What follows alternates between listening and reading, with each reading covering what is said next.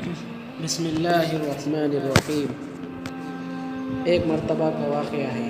حضرت ابن عباس رضی اللہ تعالیٰ عنہما کے پاس ایک آدمی آیا اور اس نے کہا، حضرت میں نے ایک جگہ شادی کا پیغام بھیجا لیکن لڑکی نے انکار کر دیا۔ ایک دوسرے آدمی نے پیغام بھیجا، لڑکی نے منظور کر لیا۔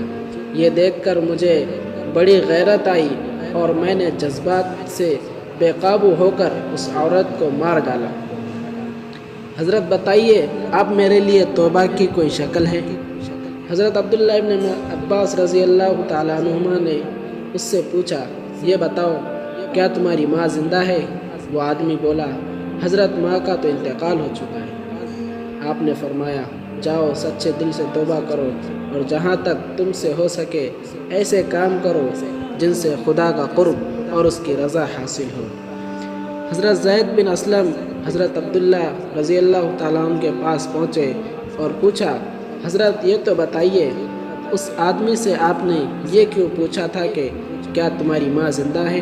حضرت عبداللہ رضی اللہ تعالیٰ عنہ نے فرمایا، خدا کا قرب اور اس کی رضا حاصل کرنے کے لیے ماں کے ساتھ نیک سلوک سے بڑھ کر مجھے نہیں معلوم کہ کوئی اور عمل بھی ہو سکتا ہے۔ اسی طرح کا ایک واقعہ حضور پاک صلی اللہ علیہ وسلم کے زمانے میں بھی پیش آیا۔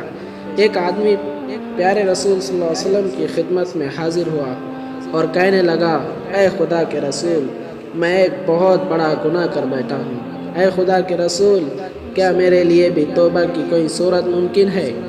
رحمت عالم صلی اللہ علیہ وسلم نے ارشاد فرمایا، کیا تیری ماں زندہ ہے؟ اس آدمی نے کہا، حضور والدہ تو زندہ نہیں ہے۔ پھر آپ نے پوچھا، اچھا تمہاری خالہ ہے؟ اس نے کہا، جی ہاں۔ آپ نے فرمایا، خالہ کے ساتھ نیک سلوک کرو۔ ان واقعات سے ماں کی عظمت اور ماں کی خدمت کی دینی اہمیت کا اندازہ ہو سکتا ہے۔ اگر آدمی بڑے سے بڑا گناہ کر لے تو اس کے عذاب سے بچنے اور خدا کو خوش کرنے کی شکل حضور صلی اللہ علیہ وسلم نے یہ بتائی کہ ماں کے ساتھ نیک سلوک کیا جائے، اور یہ خدا کی رحمت کی انتہا ہے کہ اگر ماں انتقال کر رہی ہو تو ماں کی بہن کے ساتھ اچھا سلوک کر کے آدمی اپنی آخرت بنا سکتا ہے۔